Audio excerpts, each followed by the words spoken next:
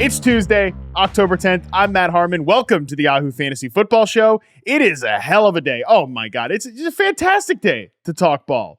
And joining me to do just that is the one and only, the man himself, Andy Behrens. Andy, what's going on, buddy? Oh, you're damn right. It's a fantastic day. The Bears are back. Number one. That's exciting. Everybody can feel good about that.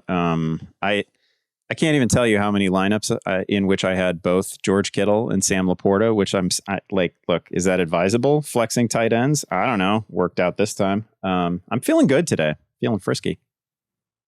Andy Behrens is feeling frisky, ladies and gentlemen. Watch out, okay? He's talking about these two tight end flex lineups. I mean, the Iowa stack. It might not be advisable, but it damn sure is sexy.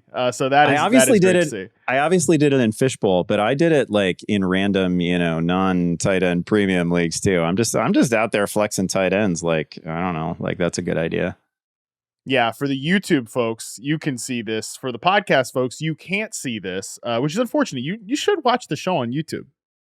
Who wouldn't want to see Andy Behrens' beautiful face on the other side? For the YouTube folks, you can see that Andy Behrens is wearing a Pro Football Hall of Fame t-shirt, which I actually heard he got special ordered rush delivery for this show. He ordered it as soon as the Thursday night game ended for Justin Fields' future induction. I'm hoping that Fields and Laporta are in the same class. I mean, that would be magical for me. That would be really magical. And also, since these guys have been, Fields has been in the league a little longer, I'm curious as to see, who ends their career, how that ends up working out. But, that's a time for future Andy. Present Andy has a lot of work to do, a lot of serious work to do on this very podcast, because it's time to get into the post-week 5, the People's Panic Meter segment. You know what it is if you've been rocking with us all season. Show's all about you, the people. We reach out to you every single week to find out what has you panicked heading into a Monday morning about your fantasy team, your NFL team. We talk about anything here on this show. After all the action on Sunday, the best responses get featured on the show. You know this, but if you're new, just a little reminder, couple ways to submit. And we got some great submissions this week. So shout out to you all. You can, number one, you can shoot a written email, voice, video memo, whatever, anytime after the games to fantasymailbag@yahoosports.com. I will note there's a cutoff for this. We usually record these in the late-ish, mid-ish afternoon Eastern time. So if you send these in like 6 p.m. Eastern, on Monday, they're not going to get in the show. But that's one way to do it. You can also find us on social media. I put a post out every Sunday after the Sunday night game. You can find it there as well. But Andy, I'm introducing a new wrinkle this week. The People's Panic Meter is already a hit. The people love it, but we're here entering week 6 now.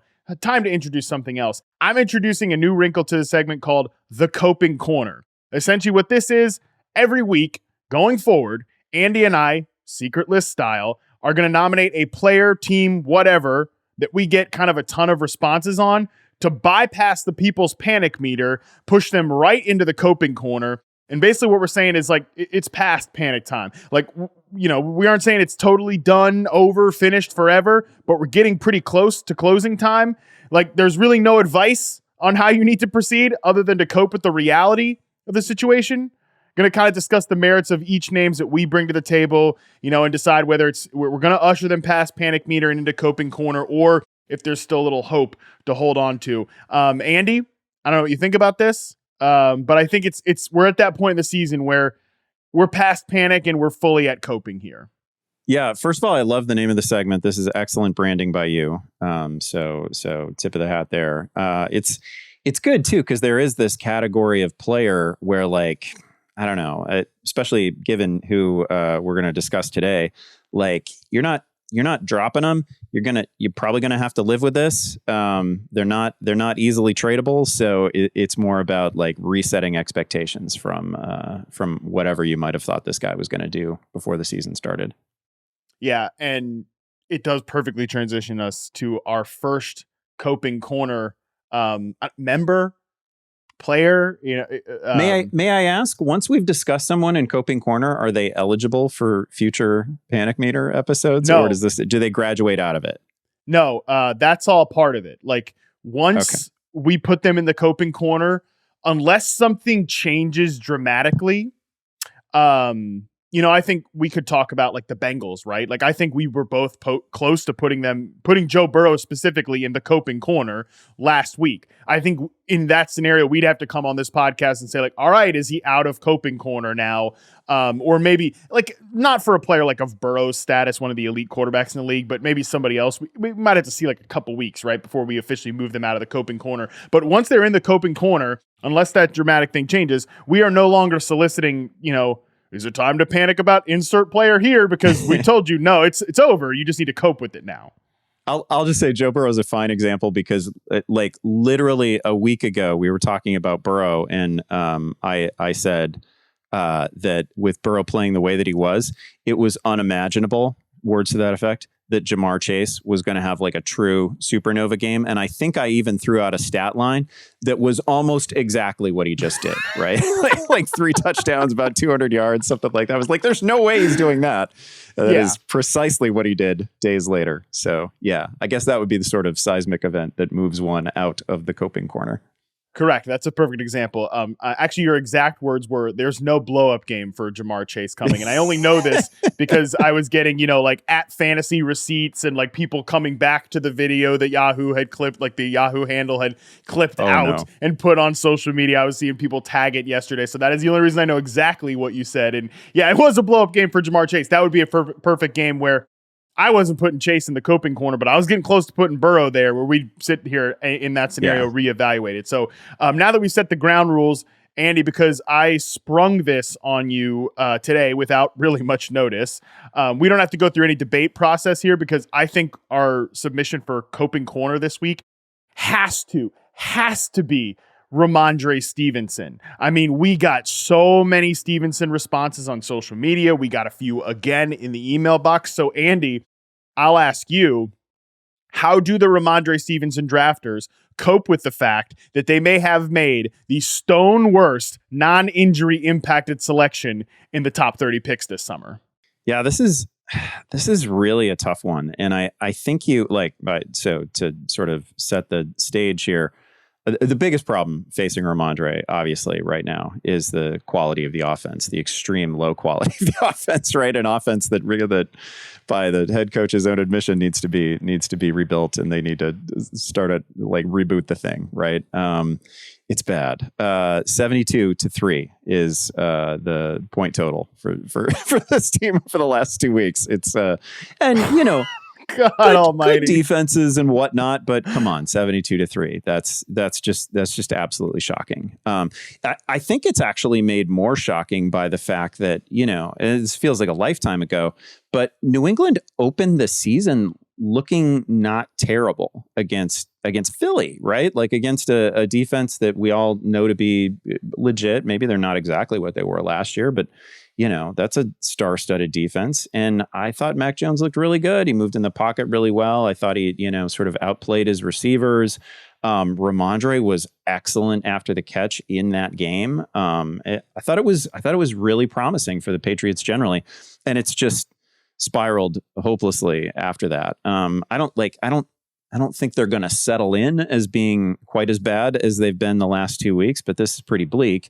Rhamondre's playing time going, and I don't want to read too much into one individual week's snap counts, but it's going the wrong way for Rhamondre. It's going the right way for Zeke Elliott, right? Like the playing time there is kind of meeting in the middle. The right way, quote unquote. Right I don't know way. who it's Sure. right for, but I get what you're saying. It's evening out. Zeke is getting close to 50% of the snaps, and Rhamondre, unfortunately, getting close to 50% of the snaps, even though on the season he still basically has the same snap share that he did last year. It's not great. I'm still a big believer in the player. Like we've already seen some things from him this year that are pretty exciting, but he was just getting engulfed at the as soon as he took the football in the backfield a couple times, in recent weeks. It's been awful. And this is really a, sort of team context thing, which is what makes it so bad. This isn't something that is specific to the player. I almost think that you have to find, and I can tell you as somebody who drafted Nick Chubb in a bunch of leagues, I am very open in those leagues to talking myself into a player who I might have thought highly of before the season, right? Like I've been trying to make some trade offers for some running backs that I think people are down on. Rhamondre would be one of those, right? Like I'm just trying to tread water in a league like that. So I like don't rule out the possibility that there is someone else in your league who might be interested in acquiring Rhamondre, but I don't like it. It should go without saying that you can't expect any sort of notable fantasy line from him right now. And you need to like, I don't know. I ranked him pretty close to like RB 30 last week. I think that's probably where he's going to settle in for the foreseeable future. He's just not somebody who enters like the RB2 conversation for me at all right now. It's like you said when we were setting the segment up that he is a perfect example of a player you can't drop, because let me tell you what, if you drop him and next game out, like Ezekiel Elliott goes out there and sprains his ankle or something, and then like where does Rhamondre Stevenson rank then? Because he's going to be right back to where he was last year. The offense stinks, but at least he's going to get all the touches. And then, he'd be right back to where he was last year. I will say in hindsight, and I know this is hindsight analysis, so please excuse me, but among the top, like I said, 30 drafted players overall, and just looking at running back, the running back ones, right? Running back 1 to running back 12. From summer drafts this year, you're looking at it. It's Christian McCaffrey, it's Austin Eckler, it's Bijan Robinson. It's a lot of guys. Now that I'm looking back at it, right? Like McCaffrey, mega contract. He's one of the best players in the league. Eckler, he's on it's not the contract he wants, but he's on his second contract. It's a pretty, it's not the contract he wants. Probably deserves more money, but the team is well committed to him. Bijan, first round pick. Saquon Barkley on the franchise tag, former first round pick. Nick Chubb on a multi-year deal. Tony Pollard, franchise tag. Derrick Henry, he's on a big contract. Josh Jacobs, franchise tag, former first round pick. Najee Harris, former first round pick. Travis Etienne, former first round pick. Then you get to Rhamondre Stevenson, and it's like, well, former day 3 draft pick. There's really no commitment by the team. Like he's kind of like a dead zone back hiding in a tier above that. If you really think about it. Yeah, no, that's actually a really good point. And easy to forget because he's looked really good in the past and he became the focal point of the offense last season. But this also could have been foreseen. It doesn't do you any good if you've got him on a roster right now, but we did talk about this situation considerably. And, this is a player who was crying out for help last year, who clearly didn't want to have the entire workload to himself because he was wearing down. And Zeke was just always going to be a problem. I don't know that I ever thought he would get to the point where he was actually like, this was any kind of 50-50 split, which is what it's getting close to. That is moderately surprising to me, but you could tell in week 1 against Philly that they intend to use, like when Zeke's on the field, it's like he's there as a potential receiver too, right? Like it's not like Rhamondre just owns the receiving role because they'll throw to Zeke. They have they use them somewhat interchangeably, which is pretty worrisome. This is now a split, right? Like last year, he dominated all the work in a really bad offense. And I think we thought this might be more split work, but in an offense that got better. And my God, has anything but that happened. Like you said, the point differential the last few weeks, I didn't think it could get worse than like Matt Patricia and Joe Judge coordinating this thing, but they just have no talent. Just such unviable NFL talent in the receiver room. And, ESPN, like Dan Orlovsky, shout out to Dan, he does great work, but, they're doing the segment now on Get Up where it's like, well, if Brock Purdy was in the Patriots offense and Mac Jones is in the 49ers, like who gives a shit? Like Brock Purdy's never going to play for the Patriots and Mac Jones is never going to play for the 49ers. I hate that we do this stuff with quarterbacks. Obviously like you can transplant players and get them in different surroundings, but like, this is never going to happen. Yeah. Who cares? Like Mac Jones now is what he is at this point. And like, there's probably no going back from that. And like the Patriots offense is screwed. And as a byproduct, Rhamondre Stevenson is screwed. And that's why he's here in the coping corner. Yeah, this is really tough in part because you like, I don't know, Patriots aren't going to like be in on a potential trade candidate among receivers too, right? Like they're not buyers. I don't even know where does this go? I don't see an obvious path to this getting better. It's not going to stay as like, man, 34-0 to the Saints is, you are down bad. And I like, it's not going to stay there. They have to be better than that to some extent. But yeah, I mean, you're right. The receiving room is abysmal. Like, I don't know who we even calling the number one. Like, was it going to be Juju? Is it? I don't even know. Is it Kendrick Bourne? I have no idea. There's no receiver on this team that I want to rank in the top 50 in any given week, regardless of buys. I hate it. Like, it's I don't know. In a 10-team league, I don't really see why any Patriots would necessarily be in a starting lineup. Don't worry, their offensive line is also bad to add on top of all of this. So officially, Rhamondre Stevenson is our first member in the coping corner here. And that's it. We are not talking about Rhamondre Stevenson in the panic meter anymore. If you have Rhamondre Stevenson on your team, you already know this, so we're not really telling you anything new. It's bad. You should panic, and you now need to cope like with drafting Rhamondre Stevenson and just move forward. So Welcome to the coping corner. Shout out. All right, so with that, let's get to our week 5 submissions to the People's Panic Meter. And let's start with Brandon E., who writes, first time, long time, love the material, love me some perception, been playing fantasy football with my college buddies for 15 years now. So Brandon goes on to tell us about this very unique league format, basically, where you can't really, long and short of it, Andy, you can't hoard talent on your bench. And it has caused poor Brandon many restless nights, but we love it. So again, after explaining the format, he goes on to say, anyways, I'm panicking that I called the sheets by not picking up DJ Moore. First big bye week, I have DK Metcalf and Mike Evans, surprise of the year, on my bench. I had the awesome choice of picking up either DJ Moore or Nico Collins to fill in this week.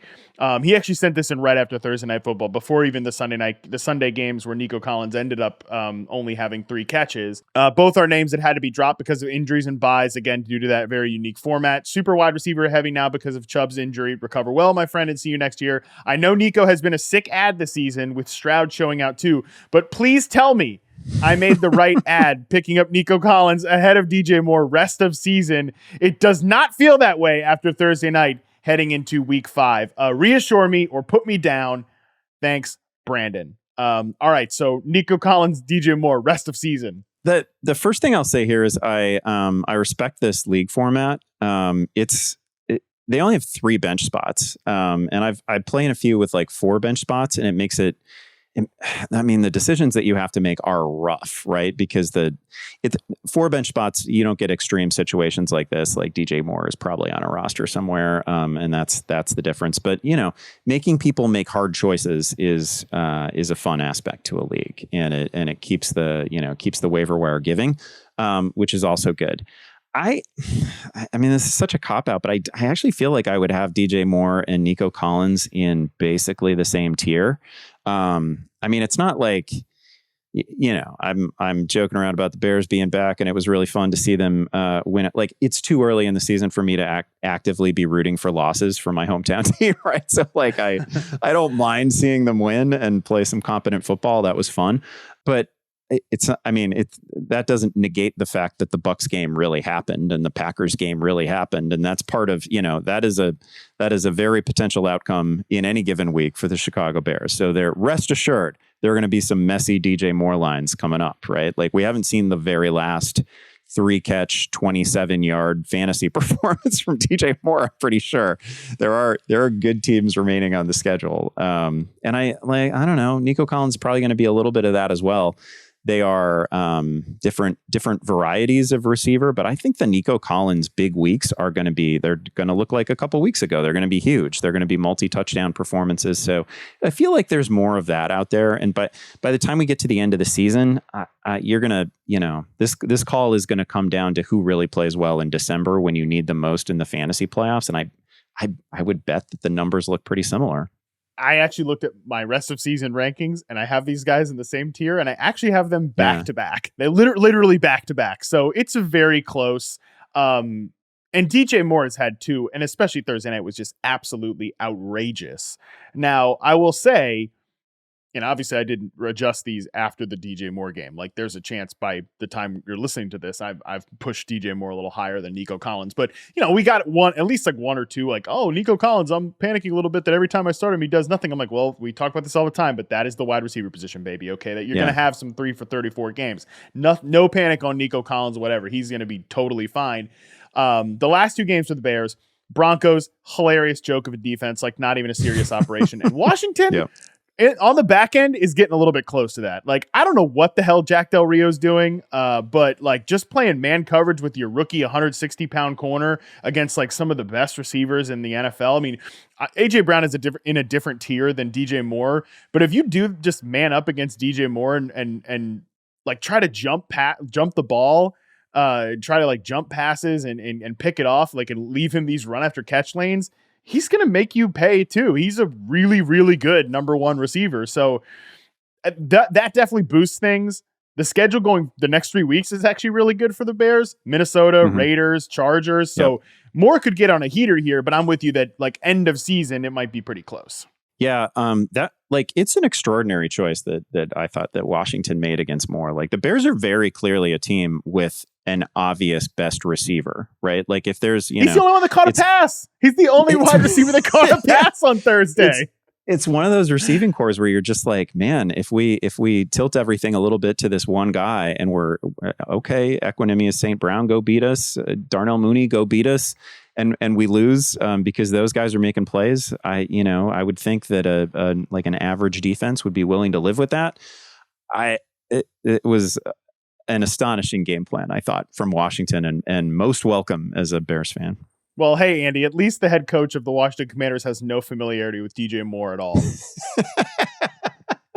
Wait. No way they could see it coming. Yeah. Oh, wait. He was the head coach of the team that drafted DJ Moore in Carolina. So, yeah, pretty outrageous stuff by Washington there, who I've never seen a team that deserved to lose more than the Washington Commanders on Thursday Night Football. That was absolutely outrageous. Just because you mentioned the end of season schedule, the Bears have a bye in week 13. Then they go Lions, Browns, Cardinals, Falcons. That's a little bit of a mixed bag schedule to end the season. The Texans get the Jets in week 14, but then they get the Titans, the Browns, and the Titans again. So there will be spots there where Nico Collins can absolutely go off in the fantasy playoffs. We're telling you no panic on this call. And I'll just say last thing on this. I don't have the stomach for this league. Okay. There's no way. No way. I couldn't do it. So shout out to you, Brendan. And Andy says it's intriguing. I find it not intriguing at all. In fact, I find it like gut wrenching to think about dropping either of these players. I don't play in a league with a bench this small. Like 3 bench spots is crazy. I don't care what size the league is. That's nuts. The fact that these guys would be sitting out there, that you have to make these sorts of choices, that is pretty extreme. Yeah, dude, I can barely cut like Rashad Bateman because I liked the player so much. You think I got the stones to cut Nico Collins? No way. No shot. Okay. This next one I'm grouping. Gonna be hard to recover from that one. All right. This next one I'm grouping in, just calling it Cowboys Come Down, this segment, because we got a lot of email submissions. They were basically all people writing in about Cowboys to some effect. So the first one is a voice memo we got from Ed M, who says, yeah, these are all producer Colin's burner. He just wrote in 100 times. Probably. Yeah. Ed M. We're going to go ahead and play this voice memo from Ed M. Definitely not Colin B. Anyways. All right. Let's hear what Ed has to say. Hey, Matt. Love the show. Longtime Discord user. I got 2 guys that I think we should be worried about, or maybe not. How about CeeDee Lamb looking like he may not pay up that upside that we thought he would have in this offense? And also, what do we do with Kyle Pitts now that he's performed? Thank you. All right, Andy, real quick on Kyle Pitts before I talk about other Cowboys submissions. I mean, good news if you have Kyle Pitts. Like, he should be rostered, and like, let's just see if this happens. But you need to see some staying power before even getting like mildly encouraged, right? Yeah, I wouldn't get super, like, I don't know. I would already feel like it was a little bit of a loss, and like an 80-yard receiving game wouldn't change my mind a whole lot. I do still think, and we've said this repeatedly, I do still think that Kyle Pitts can finish as a top 8, top 10 fantasy tight end, because that is almost meaningless, right? Like that's like 600 yards and 5 or 6 touchdowns. I think he can get there.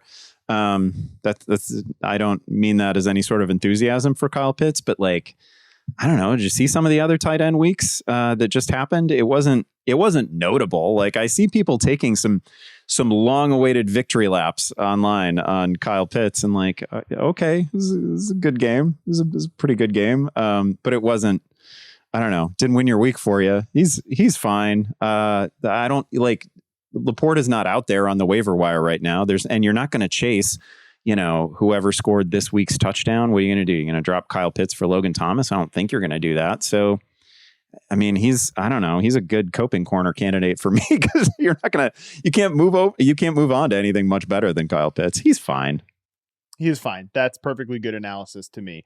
All right. So back to the Cowboys here. Garen M also sends in, hey, where does CeeDee Lamb fall on the panic meter considering Dak's inconsistency?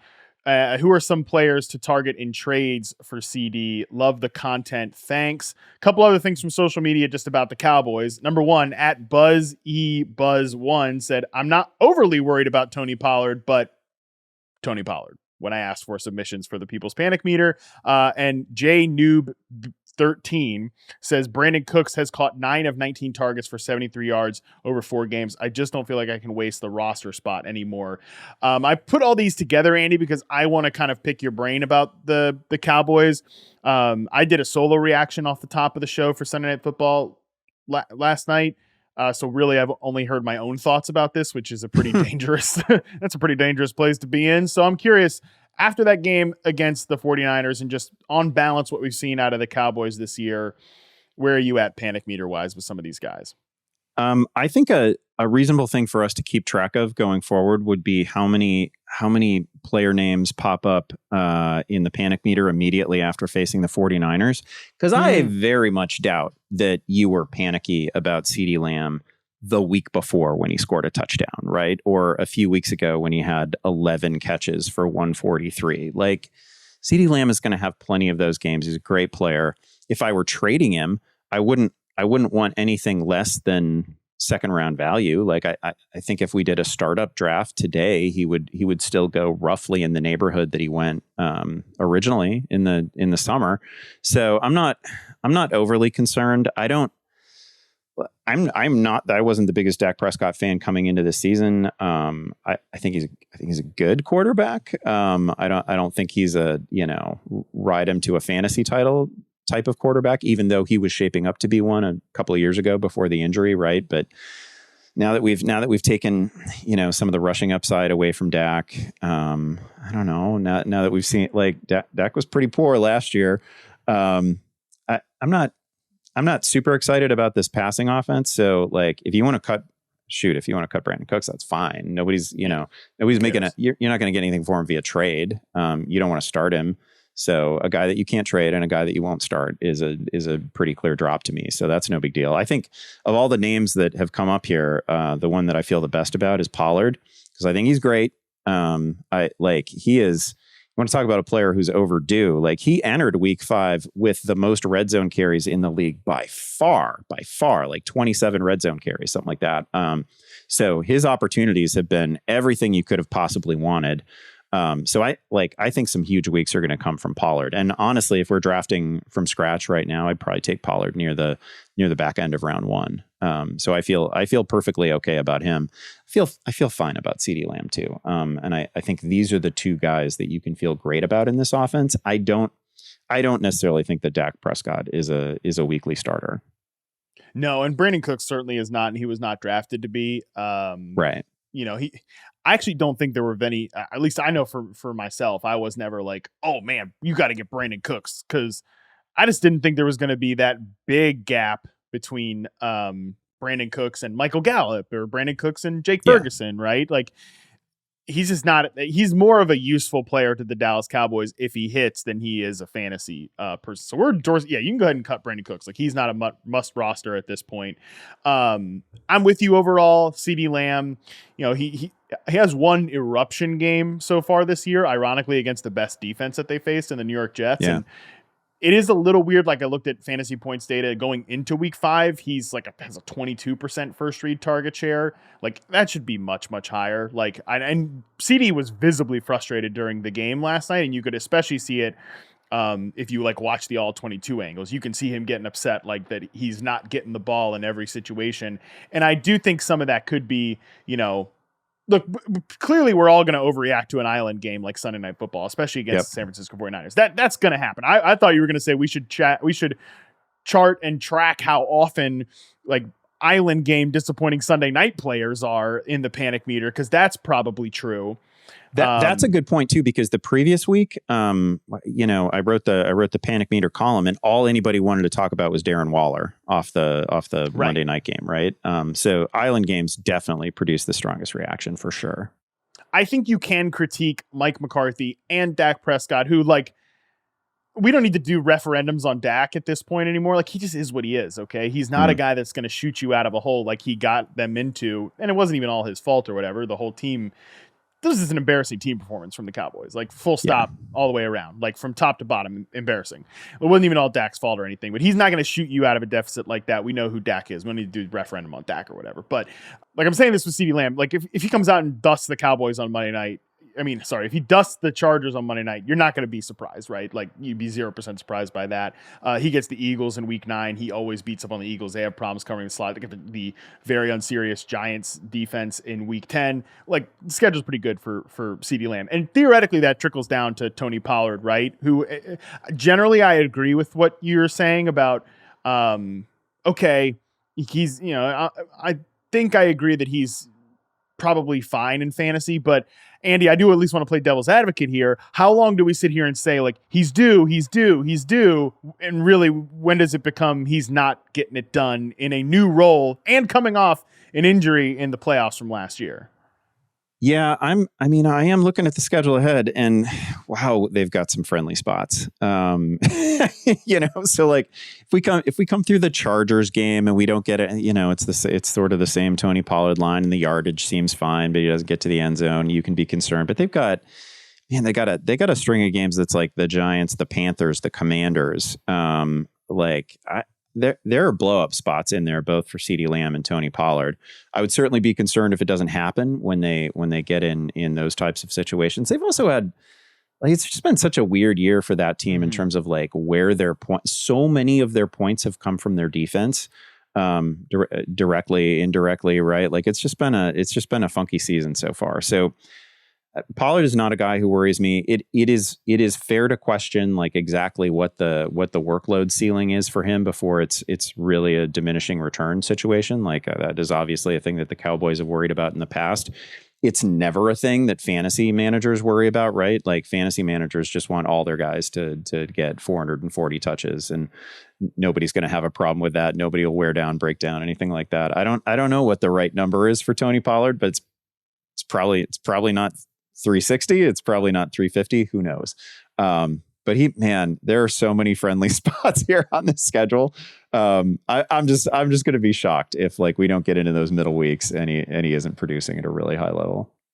Yeah, maybe I'm wrong to do this, and maybe I'm overreacting to last night. Not that I think this team is finished or they're all going to be bad or whatever, but I'm at least like recognizing that they still have not played in a normal game, because it's either they have been blowing teams out or they've been getting blown out like they were last night. But I just think whenever we do arrive to that median case, even in these friendly matchups, the ceiling that I imagined for this offense, they're probably not going to reach that. In general, I do think these two players are going to be fine though. All right, let's move on to our social media suggestions here. First one here comes in from @Jackie Bunch of Numbers. Najee Harris is droppable. Chris Olave is a low-end wide receiver 3 going forward. Put a pin in Olave here for a second. Najee Harris, we could nominate him for the coping corner at any point. Yeah, he probably is droppable in a 10-team league. Damn, bro. Like, have you seen the waiver wire in a 10-team league? It's really good. There's always good stuff there. I don't know. I'm not proactively starting Najee Harris. They got a bye coming up, right? Like, I don't know. Najee Harris, like going into a bye, a player that I don't really want to touch. And every time you watch the Steelers, even, kind of a bit of a miraculous season, and, Tomlin, just a miracle worker, some of the time, but like, I don't want to play Najee. Warren always looks better.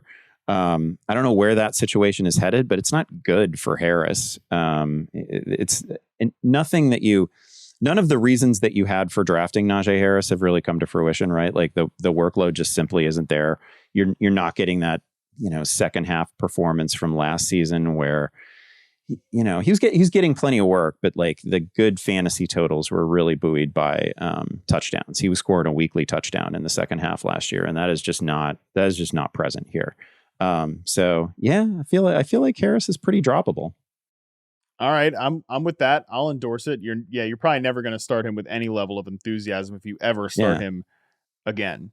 On the Chris Olave thing, who Jackie says is a low end wide receiver 3 going forward. We also got another suggestion in here from @lab_coat_goat on Chris Olave. Says Chris Olave, not necessarily panicked, but interested to hear your take. Seems like Thomas gets more targets in the first half, and they're going to Olave in the second, only when they are down and realize they need to get the ball in his hands. Is this scheme defense / am I crazy? Whether you're crazy or not, you did get me to look into this. Both of them, Michael Thomas and Chris Olave, actually have 21 first half targets on the season, but it's 22-16 in favor of Olave in the second half. Olave has 42% of the team passing yards in the second half this season. Rashid Shaheed is actually close to Thomas with 21.4% to 22.9%. Okay, so I read all these numbers off to basically say one thing, which is I think we can all agree like Pete Carmichael is maybe not Matt Canada tier offensive coordinator, but he's close. Not super impressed with old Pete so far as the offensive coordinator, replacing Sean Payton as the play caller down there in New Orleans. At the same time, Andy, I definitely think Chris Olave could be sort of in the Calvin Ridley zone of like, what are we really doing here? Complaining about Calvin Ridley after a few slow games, and then he has 122 yards against the Bills. And like, I get it. Chris Olave dealing with an ankle injury, maybe or something pre-game against the Patriots. He still scores a touchdown. He had one catch the week prior. But did we forget the first 3 games when he just rattled off like excellent performance after excellent performance? Yeah, that's the thing. Like those games really happened, and those numbers are yours to keep, right? Right? Like you saw double-digit targets. They go on your week permanent record. Your permanent record. Yeah, like you actually got all those points in the first 3 weeks of the season. To think that it wouldn't swing back that direction seems a little extreme to me. Like wide receiver 3 in it, so we're not even. I don't know. I don't think I've had Olave outside my top 20 receivers. Certainly not outside my top 24 receivers yet in the ranks this season. I like the toe or the ankle or whatever it was pregame that was causing all sorts of consternation is, I guess, a concern. He played through it. Again, scored a touchdown. Like I don't know. I'm not seeing a ton of cause for panic here. I think this is just the usual grousing after a wide receiver gives us a dozen yards. It does happen. But it also really happens when your team is blowing somebody out 34-0, and you're not you're not necessarily needing to put the ball in the air 50 times, right? Like that's just a possibility. So I'm not sweating this. It's probably the injury more than anything that I would allow for a little bit of concern on. But as for Olave as like a talent, as for his role in the offense, I'm not super concerned, again, because those first 3 games, like we didn't make that up. That actually happened. Those things did happen for sure. Like I got people in the comments talking about how we should trade CeeDee Lamb and like Chris Olave for Jordan Addison, which, maybe Jordan Addison's about to go off because Justin Jefferson misses a few games, but we're talking about a player like, are you high on drugs? This guy had a 0 catch game this year and hasn't crossed 80 yards yet this season. Like what? He scored last week, and I'm no disrespect to Jordan Addison, but like, what are we doing here? Talking about this, the Saints, I get that maybe the Derek Carr injury is a little bit of a concern too, but schedule's really nice too. Houston, Jacksonville, Indianapolis, your Chicago Bears, Minnesota Vikings before they go on their bye. So I am willing to hear the critique that Pete Carmichael is not the best play caller, and like he should just build the whole passing game out of Chris Olave, which maybe they don't do enough sometimes. But overall, I think Chris Olave will be more than fine. Next one up here, @SRCH_17. As a dynasty manager, I'm worried about Anthony Richardson. Sheesh, every time this kid hits the floor, I am waiting for the worst.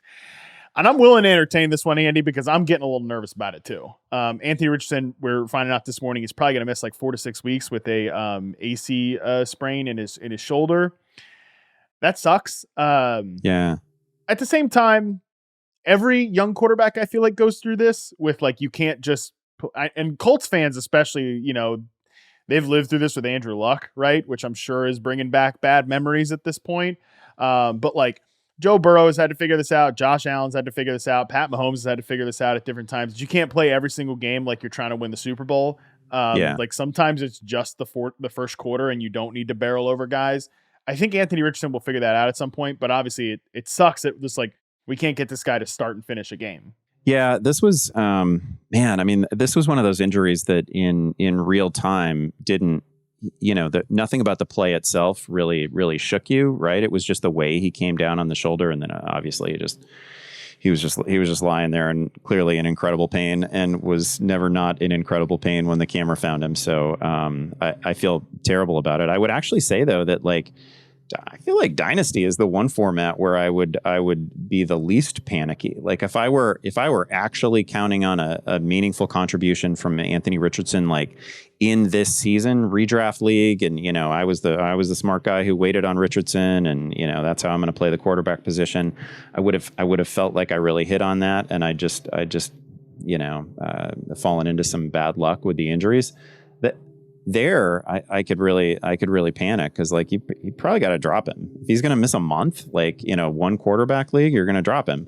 He's also probably lost you 2 games, by the way, because not that it's his fault. I'm not blaming him for getting injured, but like these couple games where he still ended up with decent totals, but I will say though, like week. In Dynasty, I love what they've been doing with Richardson. I loved immediately how that offense looked in week 1. I loved how they're leaning into what he's super comfortable with. I love that he's on the same timeline with Josh Downs, young receivers all around him. Pittman's young, Pierce is young. Like, I don't know. I love the idea of that core developing together. I feel like long-term, we're in a really good place with Richardson. Not every season is going to be like this. Not every season is going to go down like this. Like, I don't know. He's not concussion prone, I don't think.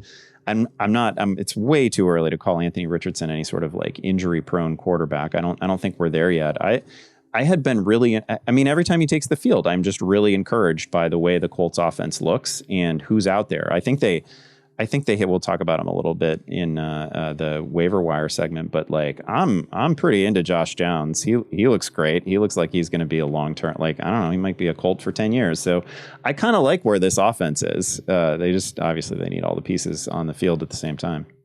Yeah. I think I've been so encouraged by what Shane Steichen's done. I love the offense. I love the fact that, hey, Richardson's out. We can just change it up and Gardner Minshew's in there. By the way, like if you like Josh Downs or you have Michael Pittman or you're looking for these running backs to remain productive, like Minshew's the perfect caretaker. So wouldn't even panic about that from any sense in a redraft league if you're thinking about those guys. But I'm with you that the encouraging stuff outweighs the negative with Anthony Richardson so far, which is just that he hasn't been able to stay on the field.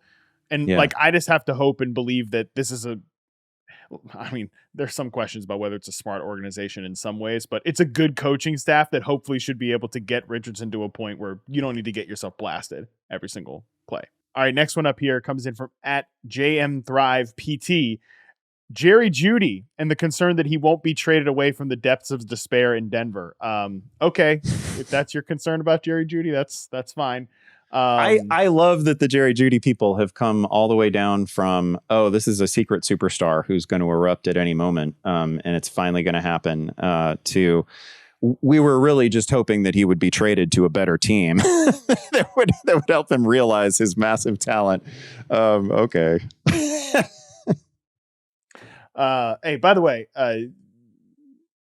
JM does great work on Twitter injury stuff, so I'm not making fun of you specifically here, but people were very mean to me about Jerry Jeudy in the offseason, and like it's not over, okay? Like it's a long season, and he can have some moments, and by the way, he totally will have games. But I do think at this point in the season, with the way things have gone with the Broncos, he very well might get traded. The Panthers are definitely trading a 3rd-round pick for Jerry Jeudy and then like taking a victory lap as if that was how they got themselves a number 1 receiver, and they won't have. But that is what is going to happen in the future, okay? 3rd-round pick, Jerry Jeudy. We were looking for a number 1 receiver for Bryce Young, and boy, did we find it in this guy that has never been able to be a number 1 receiver at any point in his career. But yeah, I've lost like any faith that like Sean Payton has scripted some decent plays for Russ, and early in games they're fine, and I think Russ has played fine this year, but there's just no upside in Denver for anyone. By the way, even I think for Javonte Williams, because this Jaleel McLaughlin guy can play. And like I'm a little concerned that even when Javonte gets back, not that I have any Javonte Williams teams, but if I did, I'd be concerned that like, oh yeah, this guy McLaughlin is going to continue to be on the field. Yeah, that's actually a great pivot from this topic, because I feel like I've said all the Jerry Jeudy things that I would just be repeating myself.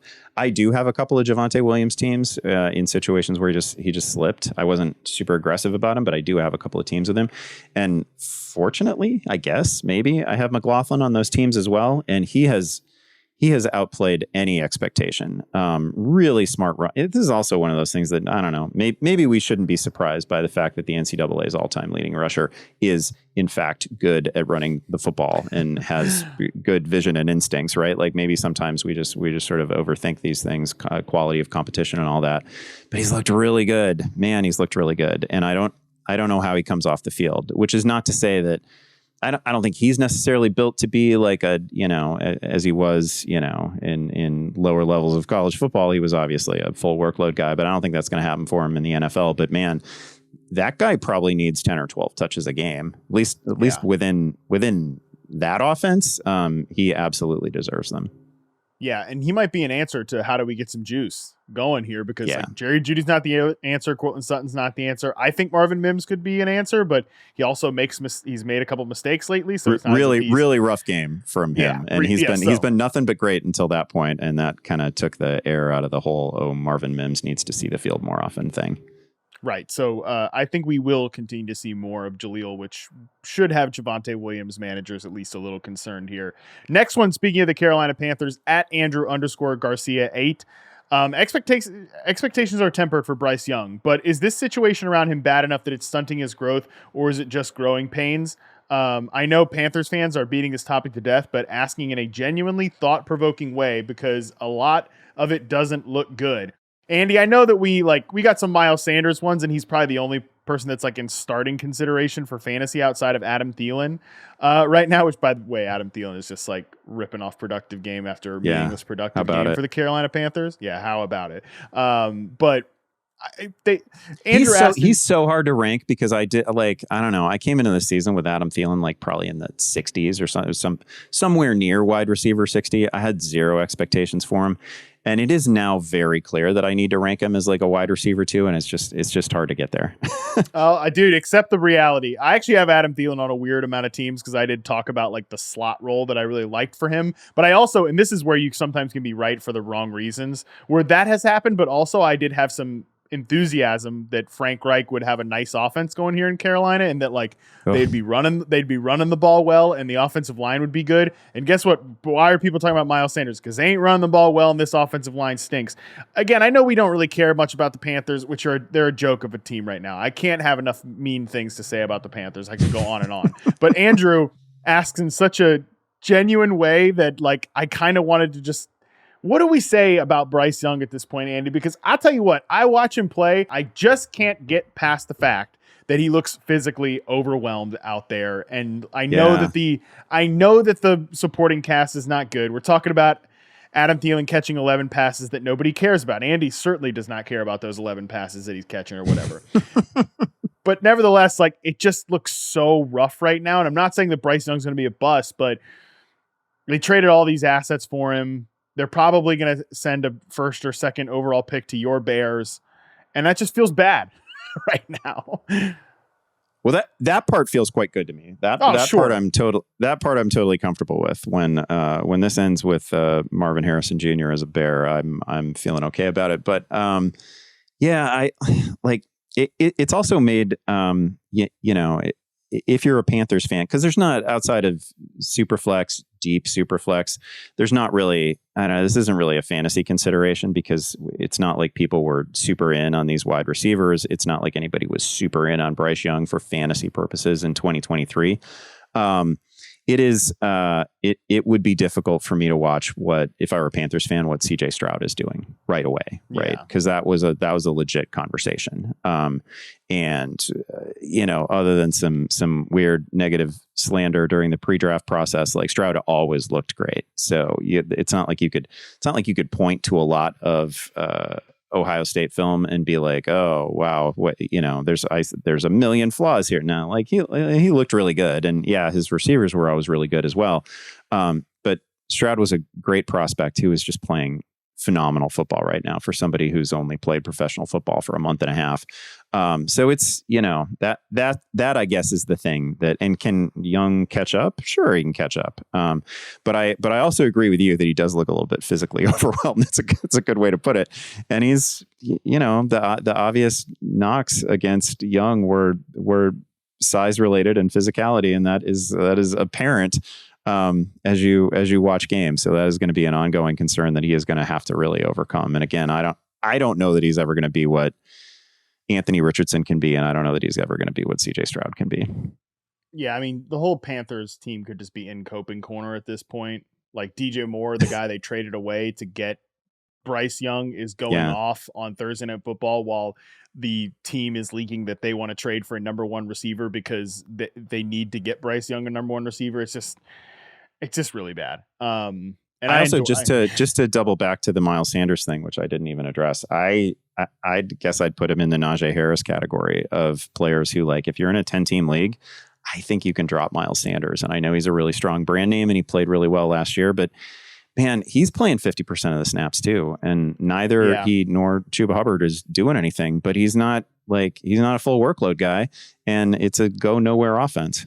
And he's banged up. Like, I think that's the biggest issue right now, is that he is like always this close to not playing in games, and then he guts it out, and then they get blown out, and then Chuba Hubbard gets out there for a bunch of meaningless touches in the fourth quarter. And then it's like, well, the usage is pretty close between this guy.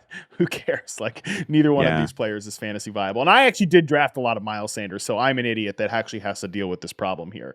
Last two ones, rapid fire before we get to the waiver wire rankings. At Phil_Schmidt says, 11 says, yeah, Andy's already shaking his head. Devonta Smith is killing me, RN, right now. No, he's not. You'll be fine. Like, we just went through this with AJ Brown, literally his teammate. You will be fine. The other one I wanted to highlight here, at Jake the Fantasy, says James Cook. The snap reductions are insane. He gets no goal line work and now is off the field for third downs. He's down bad, real bad. Potential dust. James Cook, potential dust, Andy. I'm curious, actually, what do you think about this one? Just because the usage certainly has been, I'll say, troubling the last 2 weeks. I mean, I do think that the presence of Damian Harris and Latavius is it's super annoying, right? Like, because it is the one obvious missing piece from James Cook's game, and it's going to cap his ceiling for the rest of the year. Yeah, it's dust is a little strong. I think that James Cook looks really good. It's not. This strikes me as another one of those. It's different from Jahan Dotson in a way, but this is also one of those guys who got just a ton of summer buzz. And so when you drafted him at his very reasonable draft price, depending on when you drafted and who you drafted with, I guess, but like it's not like James Cook was going, this isn't the Rhamondre problem, right? Like, he wasn't going like round 2. He wasn't going, early round 3. Shouldn't have been. Like, the whole point of James Cook is, hey, here's this exciting player who is going to have probably a greater role than the team originally foresaw for him. And he's an opportunity for profit. That didn't mean like he's automatically going to be like a top 5 fantasy running back, top 10 fantasy running back. And that's probably not out there for James Cook at this point, the way the playing time situation is going and the way that usage for the veteran backs is going. But it doesn't mean he's useless, and it doesn't mean that good players tied to the Buffalo offense are useless. And I don't know. I don't think you took him in the 3rd round. I don't think you took him in the 2nd round. So I wouldn't be sweating this the way I'd be sweating the Rhamondre thing is just already a loss to me. But this is different, obviously, in that it's freaking Buffalo, and there are going to be plenty of games where they score 35 and James Cook is going to be involved. But the biggest ongoing concern is goal line usage and his lack of it. Yeah, he's still running back 15 on the season. He's giving you some decent moments here. He's just coming off like a hilariously bad game. It's very similar to anytime, and we dealt with this with literally Josh Jacobs, right? Where anytime you see your running back have 5 carries for negative yards, -4 yards for old James Cook there, I get it's tough to stomach that. Similar to when you see Chris Olave have 1 catch for 4 yards. It's tough to stomach that, but stuff happens, man. That's why this whole panic meter stuff is, whose idea was this? Like,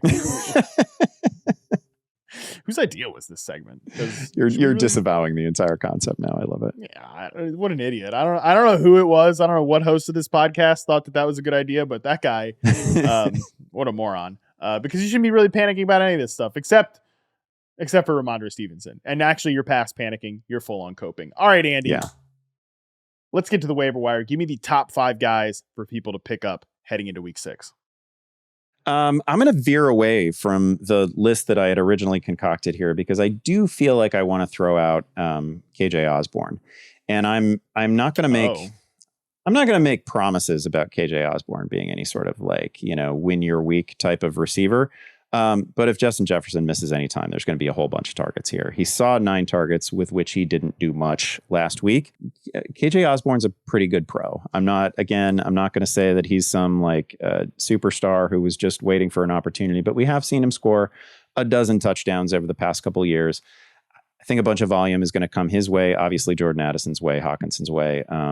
But if they're down Justin Jefferson, it's bad for the entire offense. I'm not saying that the Vikings just keep humming along without Justin Jefferson, but any time that he misses is going to go to the benefit of Osborne and Addison. I think he's probably somebody that you're starting at least this coming week against the Bears. He's probably going to sneak into my top 40 among receivers, which is going to make him a wide receiver 3/flex for a lot of people. I feel like I should note that Logan Thomas, if anybody's looking for a tight end, Logan Thomas is kind of this week's, flavor of the week tight end. But it's not a case where we're chasing a touchdown necessarily. This isn't some guy who saw 3 targets and happened to find his way to the end zone. This is a guy coming off an 11 target game, 9 catches, looked like everything that, we can expect from Logan Thomas on his best days. Is it weird that a team with Jahan Dotson and Terry McLaurin is targeting, Logan Thomas 11 times and throwing, giving a bunch of key opportunities to De'Ami Brown? Yeah, it's a little weird and it's a little annoying, but it is happening.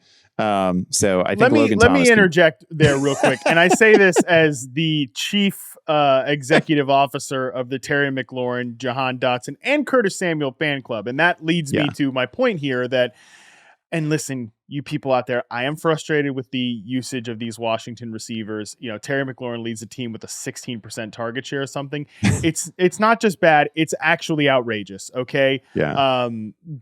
I'm pissed at Eric Bieniemy. All right. I'm actively pissed at Bieniemy. And I'm pissed at people for making me feel like an idiot. All right. I'm pissed. Okay. But all that being said, there is a certain level of which we are allowed to complain about this. We are allowed to be pissed about the De'Ami Brown taking routes from, these outside receivers. We are absolutely allowed to be pissed at the fact that these guys are rotating off the field for Byron Pringle and Jamison freaking Crowder in the year 2023. Okay. We're allowed to be pissed at that. You are not out there allowed to be pissed about Logan Thomas targets, and you're not allowed to be pissed about certainly Curtis Samuel targets. Okay. Curtis Samuel is a damn good NFL player who's on a big free agent contract. All right. And Logan Thomas has been a good, productive tight end at the NFL level. He's also the pride of Lynchburg, Virginia. I don't know if you've ever heard that. So with that being said, you may continue, Andy, but I just, again, as one of the people struggling with what's going on the most right now, I have to note that you're not allowed to get pissed off at these 2 guys. You're allowed to be pissed off, though, at the other players. No, it's all fair. I was certainly not going to attack Curtis Samuel. It was endlessly frustrating to see 2 balls that could have become touchdowns hit De'Ami Brown in both hands, and neither one of them caught. I shouldn't complain about that as a Bears fan, but never seen that before. That's something we've never seen at the NFL level, actually. I guess that's the Sam Howell, De'Ami Brown rapport that we have to keep leaning into. Anyway, I'm going to move on from Logan Thomas. We'll talk about my number 3, which is Josh Downs, a player that I just really love. He's coming off his best game as a pro. He caught 6 balls on 6 targets, 97 yards. one of the key factors with Josh Downs, I think, is that, and this was true in opening week, he rarely leaves the field, right? He's out there playing like 80% of the snaps, primary slot guy, hugely productive player at the collegiate level, like 195 catches in his final 2 years. He is already something, and he is going to be something moving forward. We've talked about it already. I don't think the quarterback change here is going to negatively impact him. I think he can be just fine with Gardner Minshew. He's in a kind of sneaky good volume role. I'm not going to be at all surprised to see a whole bunch more, 6 catch, 7 catch, 7, 8, 9 target sort of games from this guy. I think he's going to be really useful in PPR. And this is a pretty talented offense that is going to have some big weeks. Been really impressed with Downs to this point, and been really impressed with his usage. My number 2 has got to be Amari DiMercato. He played really well in relief of James Conner, who obviously came away from week 5 with a knee injury. If he misses any time at all, DiMercato is obviously going to step into a big role. Had 45 yards, an 11-yard touchdown in week 5. Looked really good, broke a bunch of tackles, really impressive player. I think that probably the biggest point that we can make with him is that he already forged a role for himself in week 4 when Connor was healthy. He was playing about a third of the snaps. So he was on the field a bunch. He is somebody who was totally unknown to me until the national semifinal last year when he went off for 150 yards against Michigan against a really good defense when Kendre Miller was injured. So like, he can play a little bit, and he definitely passed the eye test in week 5. So I think going forward, he gets the Rams next. Going forward, he has a chance to carve out a pretty meaningful role in that offense. And then my number 1 is going to be Roschon Johnson, and this time we really mean it, folks. He's kind of been a bit of a fantasy tease, and he's been a guy that, if you wanted to stay away from the Bears offense, I would totally get it. But Khalil Herbert came away from week 5, came away from the Thursday night game with a high ankle sprain. He is presumably going to miss some time. Now, Johnson also came away with a concussion, but he's on an extended week, right? He gets the extra 3 days, which gives him a real chance to be available in week 6. He is the guy that they had chosen as the number 2 back there. And he has definitely passed the eye test every time he gets on the field. He's averaged almost 5 yards per carry, averages over 5 yards per catch. Super useful player. I think he's going to be the lead back. Obviously, Deontay Foreman is going to be a factor as well. He's been a healthy scratch for 4 weeks. But I think Roschon, as soon as he's good to go, is going to be the guy for the Bears for however long Khalil Herbert is out. And again, high ankle sprain, which he tried to play through, and credit to him for trying to play through it, but he couldn't plant, couldn't cut, couldn't move. So that's probably going to be a while. I don't really think we can expect Khalil Herbert to be back out there anytime soon. Maybe it's a couple weeks, maybe it's 3 weeks. I don't know. But this is a nice little runway for Roschon. Yeah, we mentioned the schedule earlier, and it's again Vikings, Raiders, Chargers the next 3 weeks. So Roschon could presumably start for that team, and could get that really nice run there. So I like that call out. I will, by the way, fully endorse Josh Downs. Love me some Josh Downs. This guy's not like a Wan'Dale Robinson little, pop gun. Jamison Crowder type of slot receiver. Like, he can be a legit dude from the slot. Like a Tyler Lockett type. I really like Josh Downs. I'll just note Jeff Wilson, by the way, was pulled, like his 21-day practice window, whatever, was open today. He's only rostered in 26% of Yahoo leagues. And while we were recording this here podcast, talking about all these players that you definitely shouldn't panic on, and productive use of time, wasting earth seconds on panicking about CeeDee Lamb. Devon Achane, Mike McDaniel announced he's dealing with a knee injury and is being evaluated. He didn't say any more than that, but so yeah, Jeff Wilson, if he has to come back to a big role, you want a piece of this Dolphins offense. Oh, well, that's painful. That's terrible to hear. I don't even have a lot of Achane, but he's been so much fun. Yeah, right. Seriously, that's Andy's analysis is ugh, and that's mine too. All right, Andy. Well, we did it. We put somebody in the coping corner. We told people to not waste their lives on who to panic. You got excited about the Bears again. I'd say it's a very productive show. I mean, they're back. They're fully back, as I've long maintained. They never went away. Never lost faith. Andy Behrens famously never lost faith in the Chicago Bears, the 2023 edition of that team. All right, well, that is going to do it for this show. On Wednesday, Eckler's Edge is back. Got a lot to talk about with Austin. a potentially crucial matchup. Some people are saying the most important matchup of the NFL season comes next week, and Austin's going to be involved. It's not Monday Night Football. It's our fantasy matchup. We'll talk about it on the episode this week. Until then, we're out.